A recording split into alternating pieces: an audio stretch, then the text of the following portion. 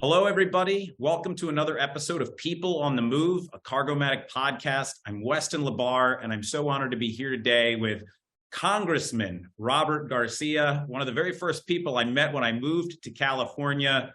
Robert has been a fantastic ambassador, not just for Long Beach, but for the transportation community and trying to make us more efficient, more sustainable. And he's been our voice here throughout the nation as mayor of Long Beach, and now he's taking it to Washington, D.C. Robert, thank you for joining us. Yeah, happy to be here. Thanks so much. Good to see you.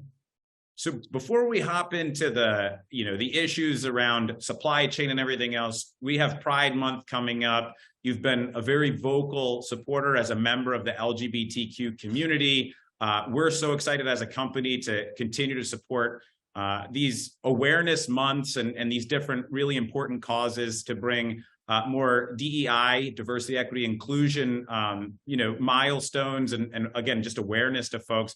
Can you maybe talk a little bit about Pride Month, the importance of it? Obviously, Long Beach has one of the largest Pride parades, and just what that means, especially maybe some advice you'd also give to folks that are coming up and being leaders, not just in the movement, but in general. Yeah, I mean, I think first, it's important for companies, I think, to uplift diverse communities and to celebrate and attention to the importance of inclusion and diversity in the workplace. So I think it's great, obviously, that as a company, you guys are doing that. I've been in Congress now for a few months, and prior to that, I, of course, was mayor of Long Beach. And one of the things that I always think about as it relates to civil rights and LGBTQ plus rights is kind of the struggle that happened before I got elected to mayor. And I'm very grateful I was the first gay mayor to be elected in Long Beach. And that couldn't have happened without so much work and so many folks stepping up and so much support more broadly for the LGBTQ plus community. I think as we celebrate Pride, I always think about like the struggles to get us here.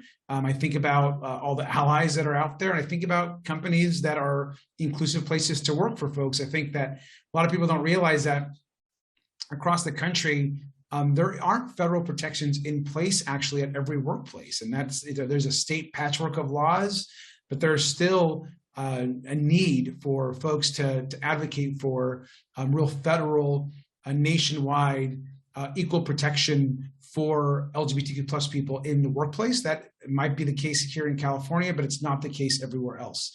And so while there's been a lot of advancement for the community, and as we think about Pride Month, in issues around marriage or issues around adoption, we still got a ways to go on issues around workplace discrimination issues. And as we see now, there's even more conversation around the education of what being gay is in our public schools. And so there's a lot of debate right now, and I think it's good to continue to uplift and celebrate Pride, and I'm glad that you guys are continuing to do that. Yeah, I can say that, many of our core pillars, one of them is about supporting and uplifting folks, and our diversity, equity, inclusion initiatives are equal to our ESG, our sustainability goals. And I wanted to kind of pivot because you talked about patchwork, and you couldn't have had a better segue into transportation policy in this nation. And where California, and specifically cities like Long Beach and Los Angeles, have been leaders in sustainability and in trying to figure out how we can have a more efficient supply chain. And you've been at the precipice of that, right? You've been very outspoken on what we need to do for our environment, but at the same time, having a very robust economy and a business community that can support it. Can you talk a little bit about going from mayor of Long Beach to Congress, where not everybody shares those same values, but as business operators in a place like California, we advocate for national regulations. We advocate for everybody to be on the same page because, quite frankly, we can do our part, but when there's 49 states maybe not doing it, it makes it more difficult. Yeah, I mean, that's the real struggle, I think. And you see this played out in industry after industry. And so I think, one is, look, I think California obviously has been a leader on climate action and on kind of progressive kind of corporate responsibility and having a social nexus to doing good work within the corporate space. And so those are all really great things that exist in the state. I think California has led, particularly on climate action. But of course, oftentimes you hear from business folks or even workers that for all the good that we're doing, we also become at a competitive disadvantage oftentimes because other states and other areas aren't doing the same heavy lifting, aren't paying the same wages. I mean, take issues, for example, around the minimum wage. I mean, the federal minimum wage isn't $15 or over $15 like it is here in California. It's barely over $7. And so there is a patchwork of laws across the country that provide, I think, challenges for a lot of businesses. And I think particularly for those that are here in California, we need to ensure that everyone else is kind of meeting our kind of gold standard of environmental law, of sustainability, of diversity, equity, and inclusion support. And I think a really good example of that, for example, are our ports and our supply chain. On the port side, we have some of the greenest sustainable laws anywhere in the country. Ports of Long Beach and Los Angeles are kind of leading the way on really being green ports and electrification and just really hydrogen. I mean, there's so much going on, wind right now at the ports.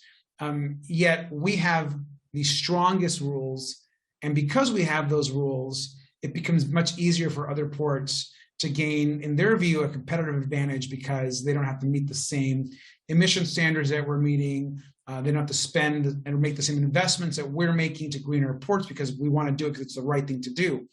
And so when we're putting in federal laws or even infrastructure investments, we need to have a more kind of broader nationwide approach. And so if we've passed a law here in Long Beach or Los Angeles that could make companies kind of rethink their strategy, make commitments to air quality, we don't want that to hurt trade or commerce. We want every port in America to have the same standard, to move up to our standards so that there is an even playing field.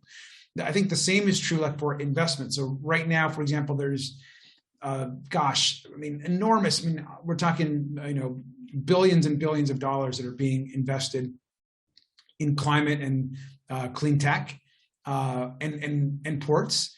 And one of the concerns from California ports is that we're already so advanced on our kind of climate electrification goals that a lot of the money will go to other states that have so much more work to do than we do because we've been like the good stewards. And so we shouldn't also be penalized for being good stewards and for kind of leading the way. We should continue to receive investments, as should other parts of the country that need to kind of catch up to us, but we shouldn't be penalized for being so forward thinking either. Yeah, it's that age-old, the early adopter sometimes gets penalized for doing the right thing. And I know that's conversations we've had, at the city level, the state level, the federal level for many years is don't penalize the good folks. It just discourages them from setting the tone, right? That's exactly right. And that happens over and over again.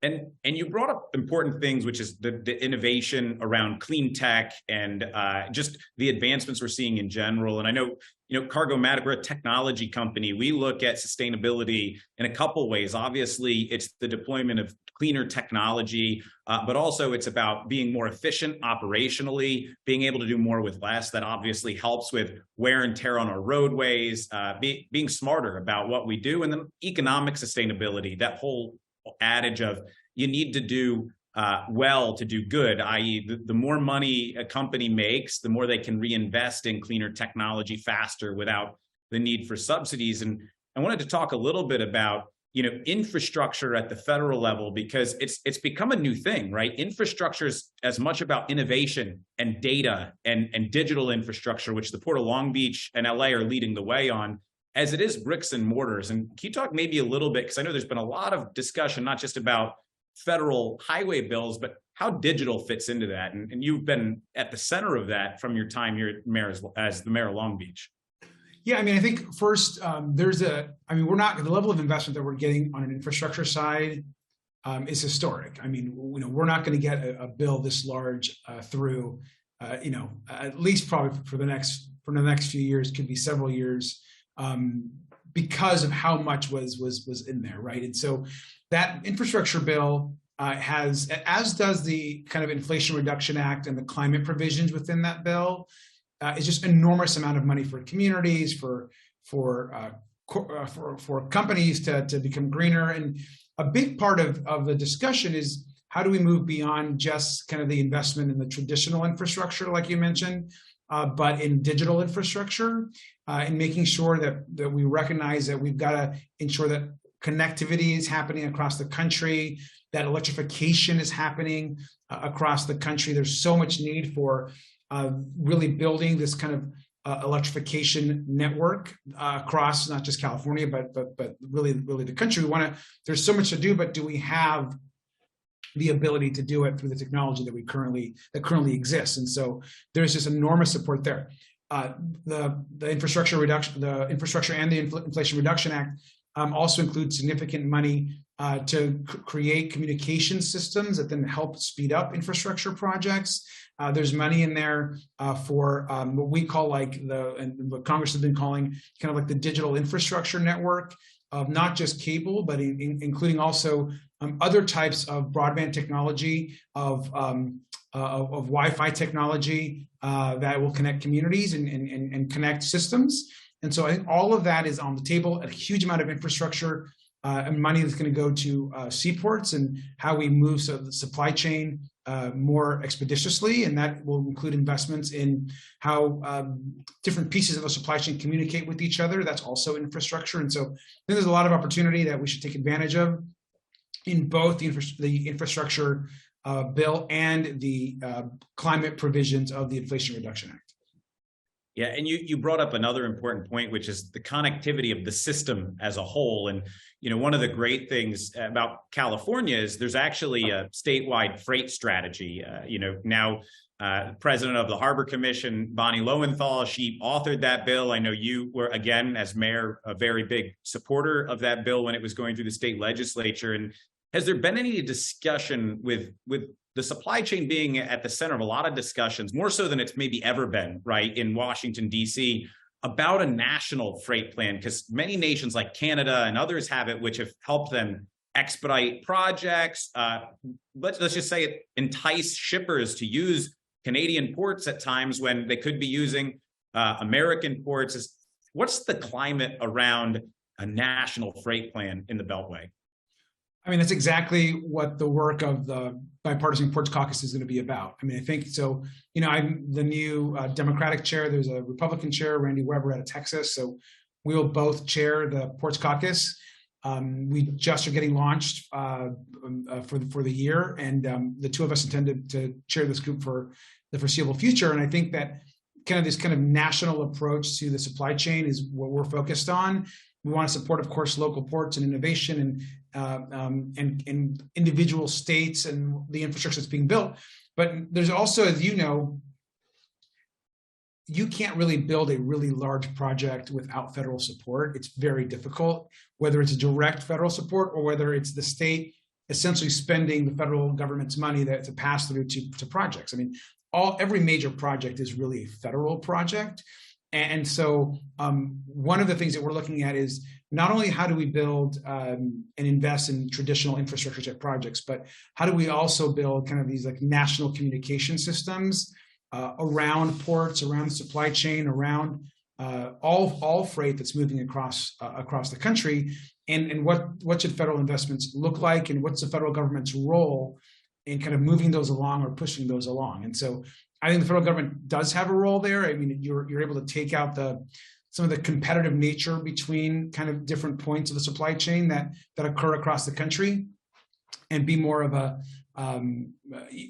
broader kind of advocate for moving goods quicker, regardless of where they're coming in or what port they're coming in and where they're going out of. And so that is something that we'll be looking at. I've talked to, in fact, our friends at the Association of American Ports and folks within the industry that are advocating for this kind of similar approach. Yeah, absolutely. And I think some in our industry would argue that all of our issues are federal issues because we're in an industry of interstate commerce, right? And so obviously states need to weigh in where they need to weigh in, but there's always this broader umbrella of how does it impact the national economy. But I want to pivot a little bit because you mentioned you're now the Democratic chair on the bipartisan Ports Caucus, and also freshman class president. And congratulations! I know all of us here that have watched you, grow your political career are so proud because you've really been a rising star. When it comes to these issues around the national economy, around the supply chain, et cetera, what are some of your priorities? I mean, obviously, you've done so much from a city level all the way on, but now you've got this new opportunity. You've got a completely new role, but you've come in with a lot of firepower, unlike many freshmen that enter Congress. So what does Congressman Robert Garcia want to accomplish? I mean, on the supply chain side, on the port side, I think that I want to make sure that California ports receive their fair share. I think that's really important. They don't currently and haven't. In fact, all federal spending is really lopsided as far as where the money goes, and it's not to the West Coast. And so I think that's one thing that's really important, is to really kind of relay how important West Coast ports are and how the supply chain out here really impacts the rest of the country. That's critical. And so that's a big piece of it. The term's been donor port, right? We've been the donor port for years. Absolutely. And then I think, more locally, the broader kind of rail kind of investments that have to be made in Southern California are really critical. I think the conversations around whether or not we're going to create more inland opportunities for cargo development. I think the conversation around hydrogen and wind and what the roles are for our ports around there are going to be really interesting. Something I'm interested in is how ports can also become and continue to become spaces where there's also an energy economy that is being developed. So I think that's something that the Ports Caucus will also look at. And I think the question you brought up earlier, I'm very interested in how we solve this kind of really complex communication problem, and where we have really so many pieces of the supply chain not ever communicating with each other, I think is really critical. And so those are some of the port stuff. I think more broadly, of course, is always going to be issues around immigration and healthcare and gun violence and public school funding that are really important. But I think the Ports Caucus will give us a vehicle to focus on those infrastructure dollars. I think the infrastructure bill was incredible. I mean, it could have been twice as big as far as I'm concerned, but it certainly provided a lot of resources and was going to our communities for the next 10 years.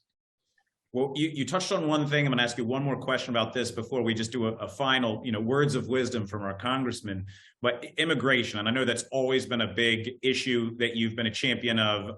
Obviously, you've been the beneficiary of good immigration policy here in the United States with the Dreamers Act, right? But it's a huge issue for our industry. We talk about it internally at Cargomatic all the time. There's so much cross-border commerce that happens. So many of the people, the men and the women that really literally move the freight in this economy are first generation or second generation, individuals who came here for a better life and a better opportunity and found it in our industry. We've talked about the opportunities of things like guest worker programs and making things easier for folks to do these jobs. So I quickly want you to talk about the role. I think immigration plays a role in everything that we do, and it is a big part of our economy if done the right way. It's such a positive impact. So maybe just knowing that it's a passion of yours, talk a little bit about what maybe we as an industry can better do to support the efforts of you and members like you in Congress to get better immigration policy to help this industry and help our economy. Well, I think first, it's really a math issue in the House and in the Congress. I think there are clearly, and not to make it partisan, but I think generally speaking, I think you have a House Democratic caucus that wants to pass an immigration reform package, and generally you have a House Republican caucus that doesn't, and that wants to focus only on border security. And I think both can be achieved. I think that nobody wants a border that's not secure or where there is not a orderly process. I think most folks want that. I think also most folks want a humane and robust kind of immigration process. I mean, there's 11 million people in this country without a pathway to citizenship. There are military veterans in this country, folks that served in our country that come back and they don't have citizenship and yet have no pathway on how to gain citizenship. That's crazy. I mean, there's tons of folks that go to school here, get PhDs, and then have got to go back to their home country after we've trained them and provided them with the best schools and prepared them to go into the best, workplaces in America. And so it's a huge challenge. And now you're hearing from a lot of companies, CEOs, talking about the labor shortage, and it's real. And it's not just a labor shortage, it's that we have a talent shortage of folks as well, because there's not enough people in the job market. And so I think it's time for folks to realize that immigration has to be a priority, and we have to create a system where we support and bring in and attract not just people that need our support, but also the best and the brightest from around the world that we want to have them be a part of our country. There's just not enough access right now. And so it's a huge issue. And I hope that in the next few years, it's one that we could finally address. Yeah. And then the last question, because my feeling is maybe this is what you're more passionate about than anything, which is education and workforce development. And for those of you who don't know, listening and watching, he's Dr. Robert Garcia. He is a very, very well-acclaimed educator, university professor. I could go on and on. But for us, we have our own Cargomatic University. We actually have worked with USC on internship programs with international students that then we have to try to figure out how to get them a path to citizenship or work visas, right? And so I know with you, immigration, education are usually the two big things that underpin everything. So I want you to leave our listeners with what we can do to have a better workforce and what we as employers, right, what we as industry can do to really tear down the barriers and help folks flourish. Because I know for you, that is such a critical element of all the policy you've done since, maybe even your time as a staffer. Yeah, I mean, I think I don't think that it's difficult to improve the kind of education system in this country. I think it's really a funding and priority issue. I think that if you underfund public schools, where a vast majority of population attend, which is public institutions, you're not going to get quality result. You're going to have scarcity in resources and in the ability to actually train the future. And I think that fortunately, California has made some significant investments on its own as a state, but at the federal level, we underfund our schools and our school infrastructure and our workforce programs. And I think that you can go to schools across the country that are vastly underfunded, and districts that are in desperate need of infrastructure investments in communities that are tax averse, right? And so the communities that need the most investment are so tax averse or investment averse that their schools end up being in the worst shape. Unlike maybe a place like Long Beach that will choose over and over again, whether people agree or not, that they will tax themselves to rebuild their schools or rebuild their workforce centers or invest in the public education system. And so we have so much waste in the federal government. I mean, the amount of money that's in the federal government that is brought in is enough to take care of our problems. I look at and this is unpopular for sometimes, but as being a former mayor, I tell people you can cut 1% out of anything. 1% you can cut out of any budget. And the fact that we can't redistribute 1%, for example, of the Pentagon budget, and then fix every public school in America, to me is crazy. You have so much waste happening throughout the government that if we just focus on the things that really need to get funded and moved over 1% here, 1% there, we'd have a much better country as it relates to education, climate, healthcare, and things that actually help people's lives. Absolutely. Any final thoughts or any words of wisdom you want to leave for our viewers and listeners? No, just obviously you guys work for as far as the folks that are watching that are internally to the company, a great company, and always good to see you, Weston, and happy to help and partner in the future. No, thank you so much. Again, Congressman Dr. Robert Garcia. So happy to have him. He's doing a fantastic job representing the ports of LA and Long Beach and the entire, really all of California in Washington, D.C., and working to break down barriers and have progress across so many different things, but many of which impact our very important supply chain. So I really want to thank you. I want to thank you for always having the open door for everything and wanting to learn as much as you can. And we look forward to working with you while you're in Congress, hopefully for a very long time. Thank you.